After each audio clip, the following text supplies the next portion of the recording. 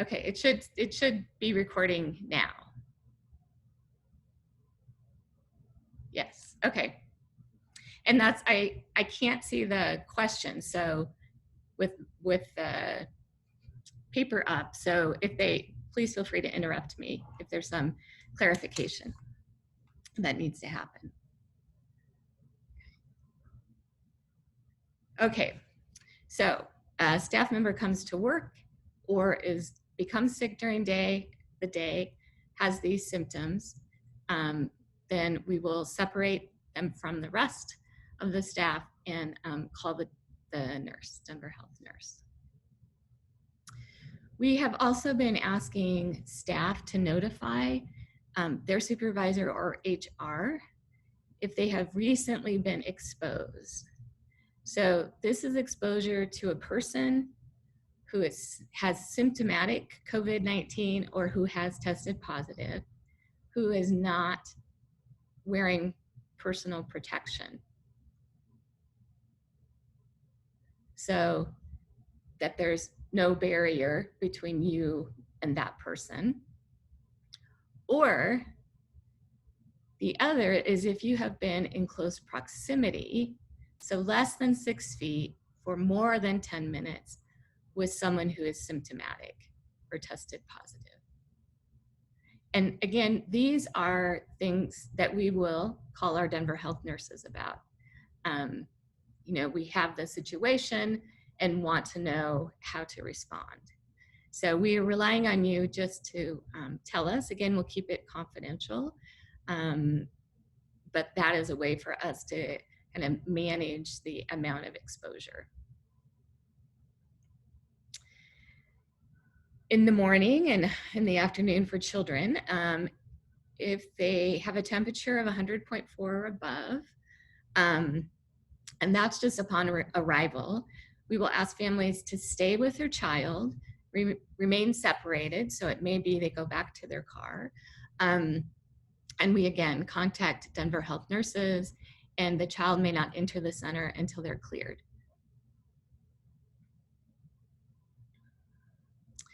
The other thing we've been asking families to do, and we know we again want to maintain confidentiality, but it's also helpful during the drop-off screening if, as staff are communicating with families, they hear about potential exposures. So if there are signs of symptoms that are consistent with COVID, parents, guardians, other household members of the children, we ask them to let us know if that has happened, and then we'll separate the families. So another time where we'll need to put the families outside of the sort of traffic area, and then ask them to speak to a nurse, and so that the nurse can give us guidance based on a little bit more in-depth information from the family. As we said, if a child becomes sick during the day, in the classroom, there will be an isolated area so the child will be there until their families pick them up. And we've asked, and I believe it's on the orientation sheet for families, that parents come within the hour of our call.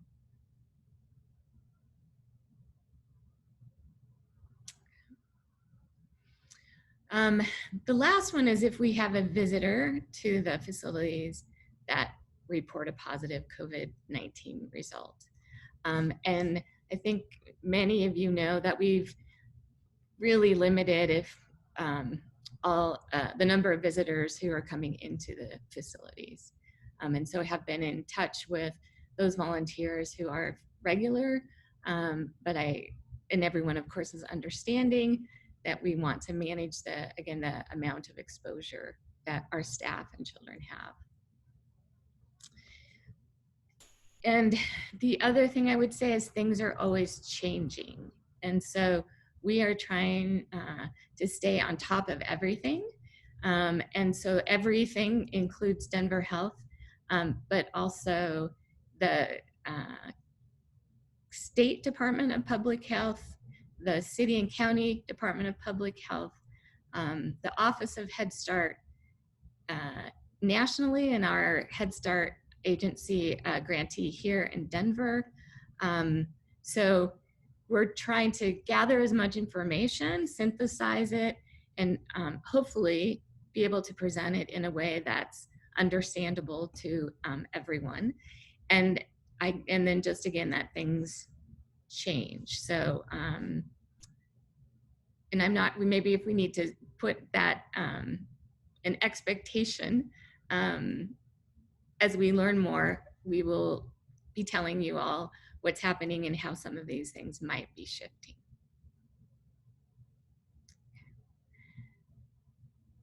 So that's all I have for that. What kinds of questions do you have about this? What kinds of things should we be adding? What kinds of information? What would be helpful?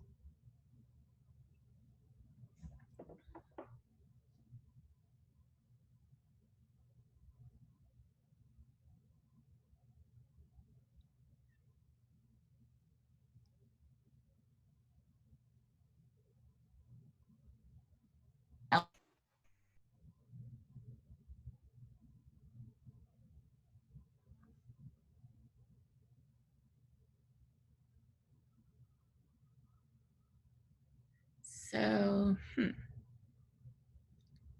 oh, that's so funny. So it looks like you guys are having trouble hearing me.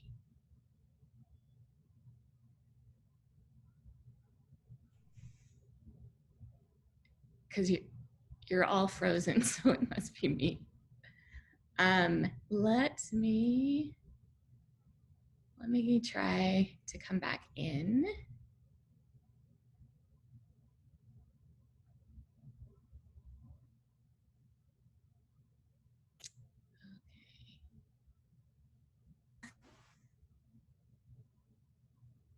Okay.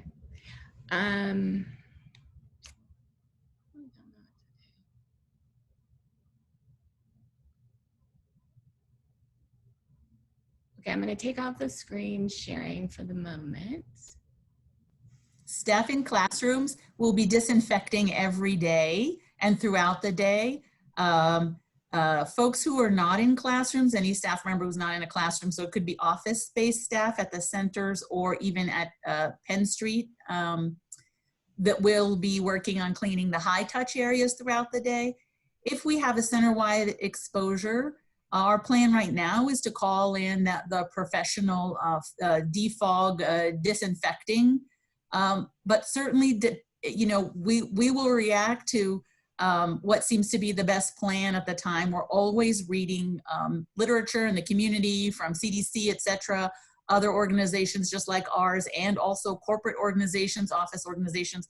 We're trying to keep up with the latest. So we'll definitely adjust as the need arises and as we're hearing what other workplaces are doing. We're prepared to adjust. As you may remember, in the early days, Jeff was able to find this great company that came in at a moment's notice and did what we call a fog, I call it a fog bomb, I think. I don't know if that's the right word. And they did the Lowry Center on the very first day, at the very first sign of an exposure. So we're ready to do that if needed. It'll just depend on the circumstances. I hope that's helpful. And I hope everyone could hear me.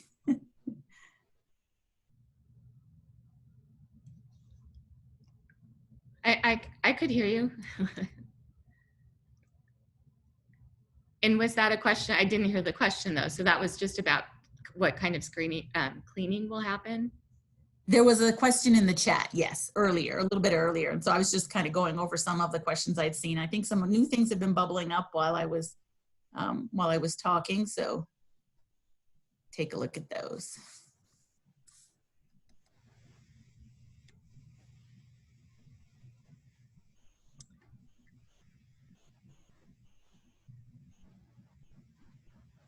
Sonia, and Pamela, we had a question that came through today. A parent was asking if they do have a fever, like if they'll have to come back with negative COVID, like a negative COVID test, like what is our protocol with that? We were just going to kind of respond with, we would look at each instance, like each child, and make a decision from there.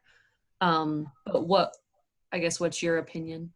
That's correct. We're going to rely on our Denver Health folks. So they will be our experts. They are in constant communication with public health, daily, weekly, that kind of thing. So they will lead us through those scenarios that might be that might be unique. So the answer will be, I love your answer, which is we'll deal with that on a case-by-case basis. But that's a great question. What's required to return after a fever? Right now, we know that the person has to be it child or adult, has to be fever-free for 72 hours at least without fever-reducing medicine. So for sure, that you can go on right away. That's the guidance everywhere right now. Does that help? Okay, good. I see you nodding. Okay, great. Yes, thank you.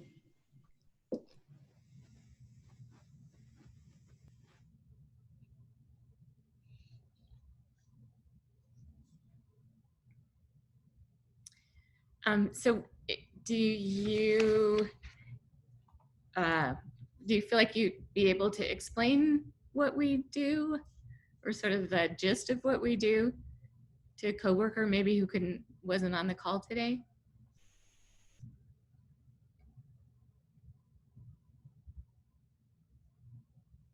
Okay, so maybe not.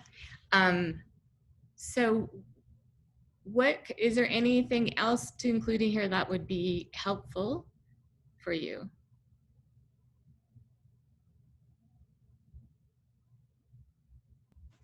I see a question about, will parents' temperatures get taken? No, parents are not coming in the building. Parents' temperatures will not get taken. If they ask to have their temperature taken, it takes 3 seconds. So sure, no problem, but it's not a part of our process. We're taking and checking our questions are about the child's health. And I think on the child form, there might be some questions about, has anyone in the household been unwell, I believe, but somebody who has the form in front of them might be able to confirm. And you'll also be able to see the form. Certainly program directors and FCAs and assistant directors are all getting those things ready for Monday. Hopefully that helps. Let me know, Jenna, if that still needs clarification.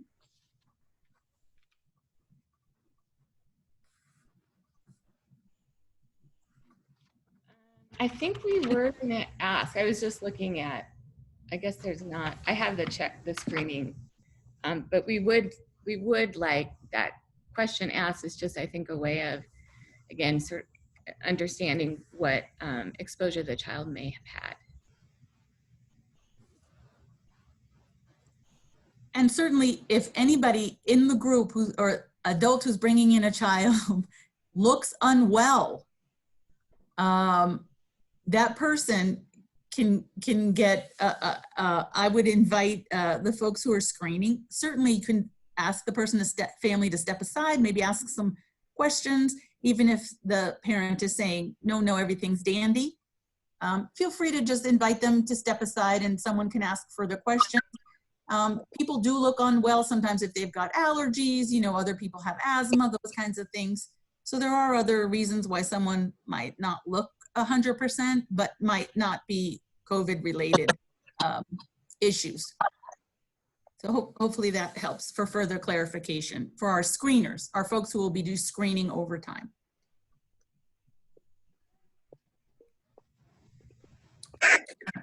Pamela, there was another question about when staff are excluded due to COVID-related symptoms. And so what I'll say is there are actually people in the room right now in our Zoom room who have recent experiences with that. And so what we want you to know is that the federal government has provided for paid sick time between now and 12/31. And so right now there is flexibility. If you have COVID-related symptoms, there are folks in the room who can tell you they've had the benefit of paid sick time to go home, wait till the symptoms subside, check with their PCP, check in with our Denver health nurse, And so we're very fortunate that we have that flexibility right now. So folks should try not to worry about that. In some cases, it's limited. You know, I'm not saying it's 1 day or 2 days. It's actually quite generous, but certainly it's there. So folks, if you feel unwell and you have COVID-related symptoms, talk to your supervisor. Your supervisor will direct you to check in with the Denver nurse. And that's the other reason we're doing the screenings in the morning, is so that we can ask those questions of everyone, to think carefully about whether they've had symptoms, and then we can react from there. Great.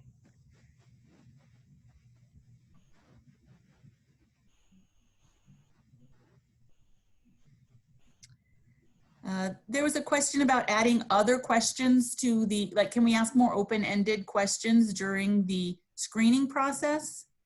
I'm pretty sure there's a question on there about, has anyone in the household been unwell, or something like that.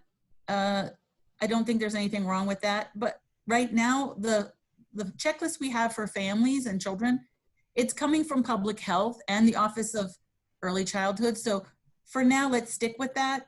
It doesn't mean you can't ask a follow-up question. It just means we're looking for consistency, so all parents feel like they're being treated fairly and not being subjected to additional sort of grilling, you know, for reasons that, you know, might not look fair. So in the beginning, certainly, let's try to stick with the questions on the checklist that's provided by public health and by our Denver nurse. If you see some concerns bubbling up because of that, like you feel like the questions are not comprehensive, please do talk to us about that, or let's talk to the health folks, our health folks, about that, and see what the concerns are and see if they can address them. Because again, this is a public health issue, and we want to make sure we're really treating everyone fairly, and being, you know, having a really clear and clean process.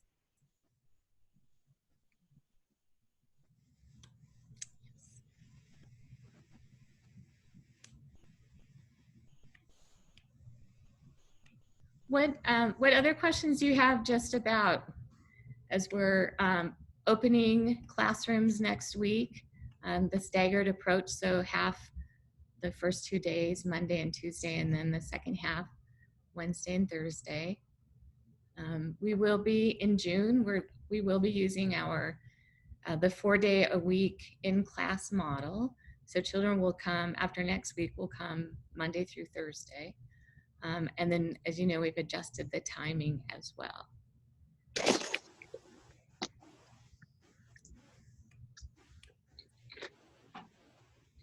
So what, as you think about next week, what are do you have any questions or any hopes, or anything you want to share about coming back? It has been about 2 months since we've done this, so want to make sure that everyone is feeling good about what is going to be happening next week.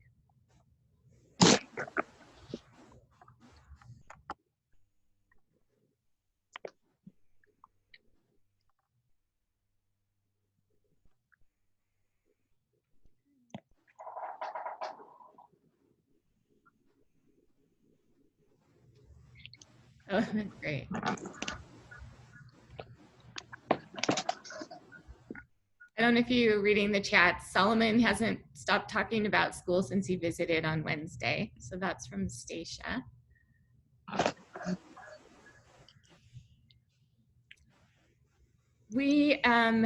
Is the possibility that we can take the test at work, the antibody test or the COVID test. It has to be conducted by a federally certified agency, and so it would have to be somebody from public health or something like that who maybe is in a mobile van, but we couldn't just have somebody come and give the shots. That's what I'm thinking they are, giving the tests. So we are, but I will say we are looking into it to see, you know, what we can do. We just don't, I don't have any better answers than that right now.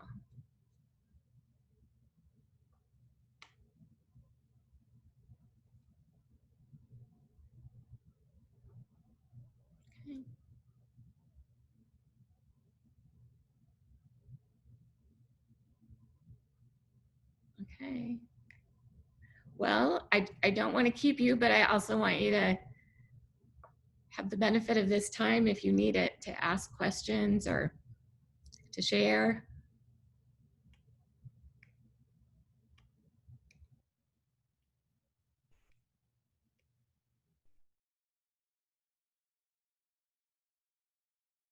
Okay. Okay. Well, thank you all. We will, I will send out the response plan and just date it. And then again, as new things come up and we need to update it, we'll keep track of that and make sure that you all have the information. I just, once again, I think it's just incredible and amazing the things that you all have done to be taking care of our families and teaching our children and just being supportive of each other as co-workers. So I look forward to next week, look forward to seeing you and the kids. And I hope the rest of your day goes well, that you have a peaceful and relaxing weekend, and then we will see you on Monday. So thanks.